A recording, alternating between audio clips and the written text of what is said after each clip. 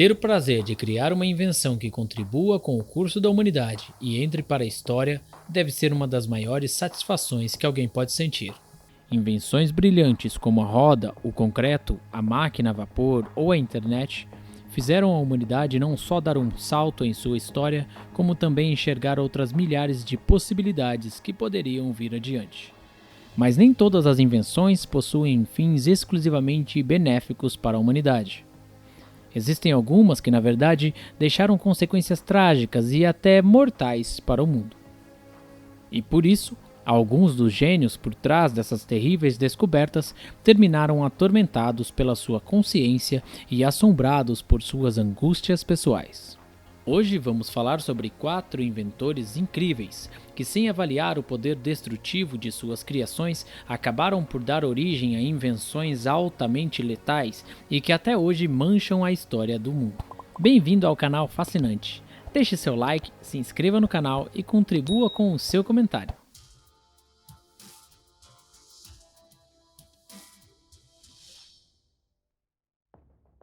Número 4. Alfred Nobel e a dinamite.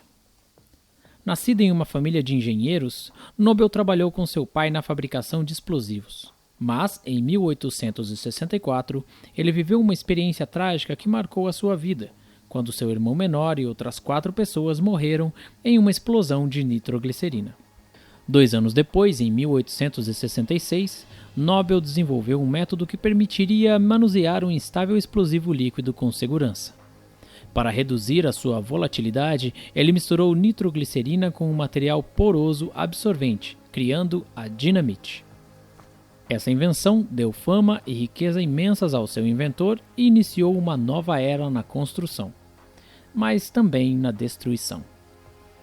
Isso porque não demorou muito para que ela começasse a ser utilizada como arma.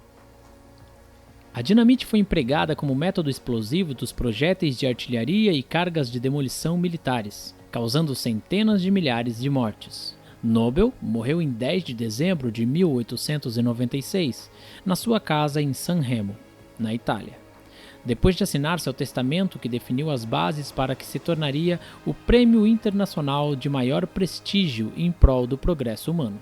Em dezembro de 1896, 2 jovens engenheiros suecos tiveram a surpresa de suas vidas quando abriram o testamento de Alfred Nobel, que os encarregou de empregar a maior parte de sua fortuna com o propósito de criar uma entidade para celebrar o progresso da humanidade.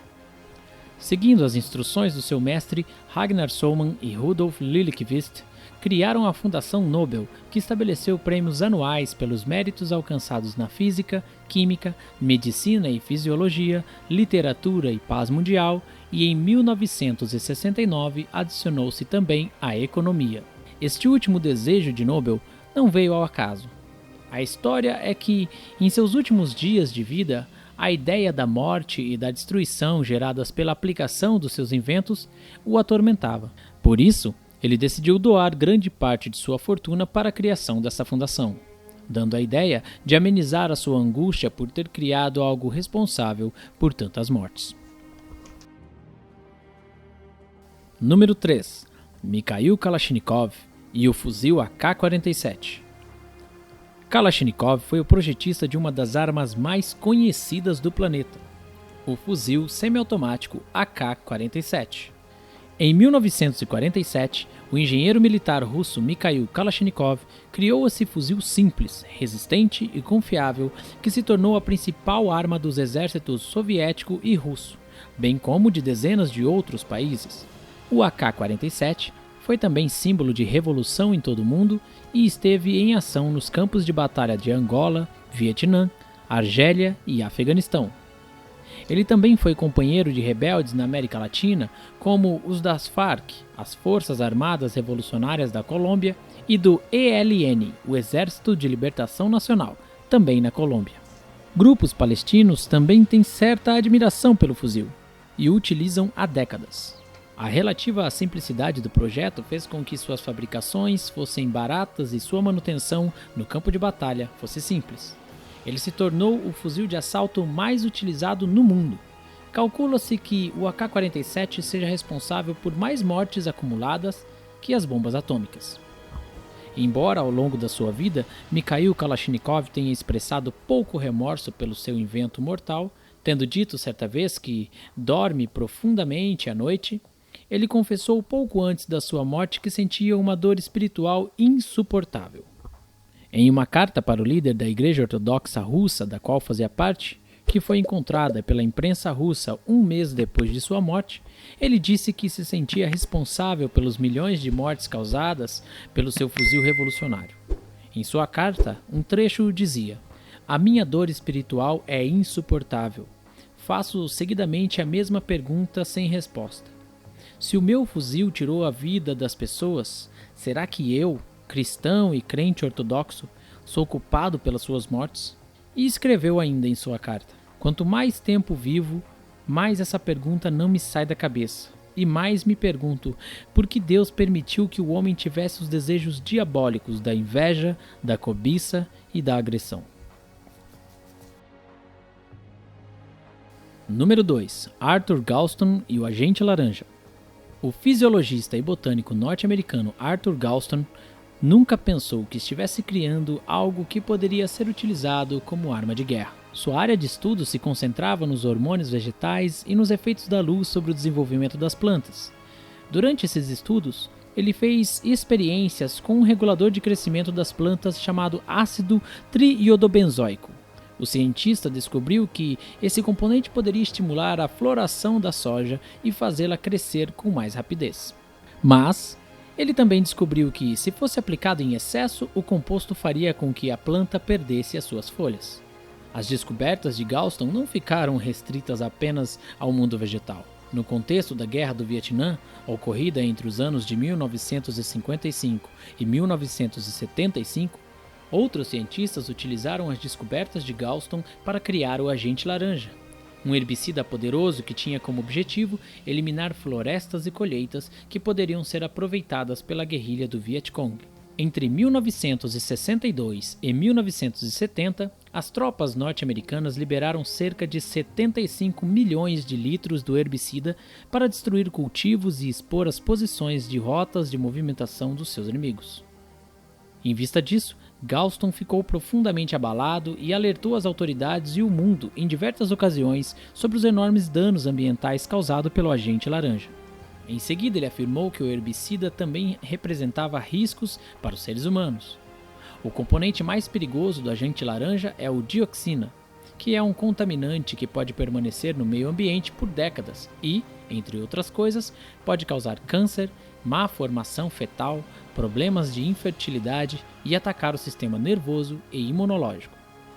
As advertências de Galston e outros cientistas fizeram com que o governo norte-americano encomendasse um estudo toxicológico.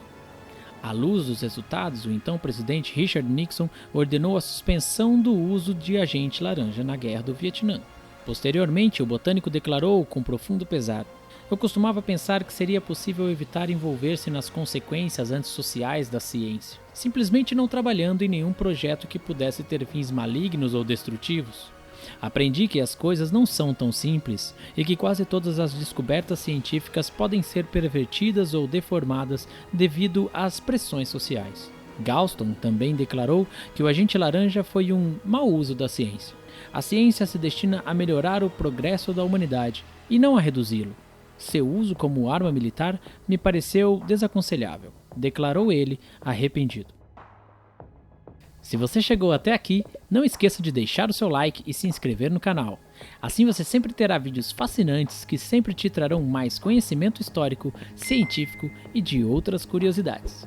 Número 1. Robert Oppenheimer e a bomba atômica.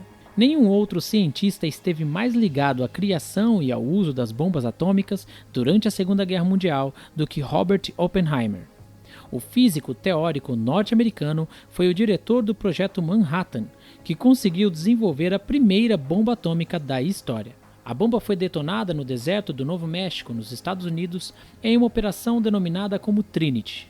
Em 16 de julho de 1945, menos de um mês antes do lançamento das bombas sobre Hiroshima e Nagasaki, no Japão, que se estima que tenham causado a morte de 150 mil a 250 mil pessoas.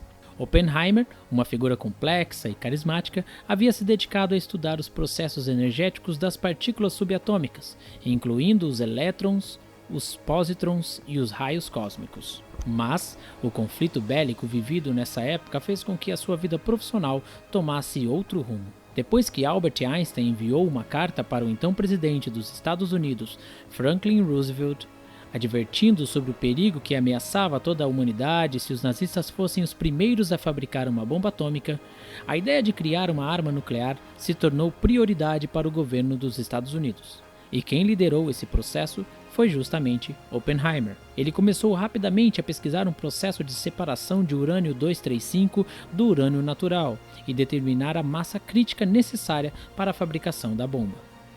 Entre outras coisas, Oppenheimer recebeu instruções de estabelecer e administrar um laboratório para realizar essa tarefa. Para isso, ele escolheu o Planalto dos Los Alamos, no Novo México, em 1943.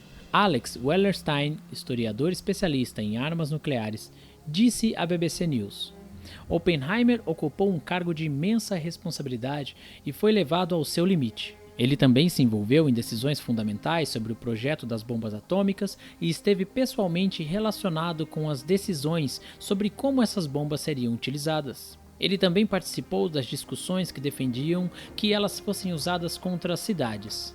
E estava no comitê que decidiu onde exatamente as bombas seriam lançadas, acrescenta Wellerstein. Posteriormente, Oppenheimer expressaria em diversas ocasiões o seu lamento pelo falecimento de milhares de vítimas em Hiroshima e Nagasaki. Ele renunciou ao seu cargo 2 meses depois da explosão das bombas. Entre 47 e 52, Oppenheimer foi assessor da Comissão de Energia Atômica dos Estados Unidos, quando defendeu o controle internacional do poderio nuclear, para evitar a multiplicação de armamentos nucleares e frear a corrida armamentista entre os Estados Unidos e a União Soviética. Além disso, ele foi contrário ao desenvolvimento da bomba de hidrogênio, mas seus esforços não tiveram sucesso. Devido às suas polêmicas declarações públicas que resultaram em vários inimigos, suas credenciais de segurança foram cassadas e ele acabou perdendo sua influência política. No final da década de 1950 e no início dos anos 60, Oppenheimer estava muito amargurado e lamentava muitas coisas. A razão do seu arrependimento sempre se concentrou nesses fracassos do pós-guerra. Ele lamentou não ter tido sucesso nas suas ambições de controle de armas e ter sido incapaz de frear o aumento dos grandes arsenais atômicos pelo mundo. Depois da explosão das bombas, Oppenheimer declarou que vieram à sua mente as palavras de um texto sagrado hindu, que dizia: "Agora eu me tornei a morte, a destruidora de mundos." Muitos historiadores interpretam essas palavras como um sentimento de culpa com relação à sua criação. Mas para outros, como Wellerstein, por exemplo, elas estão mais relacionadas com o fato de quão assombroso pode ser as armas nucleares e os seus efeitos na humanidade. Por tudo isso, Oppenheimer é sempre mencionado como o pai da bomba atômica até os dias de hoje. E assim encerramos esse fascinante vídeo sobre 4 inventores que se arrependeram de suas criações. Se você chegou até aqui, inscreva-se, deixe seu like, ative o sininho, contribua com um comentário e fique ligado para mais conteúdos fascinantes aqui no canal Fascinante.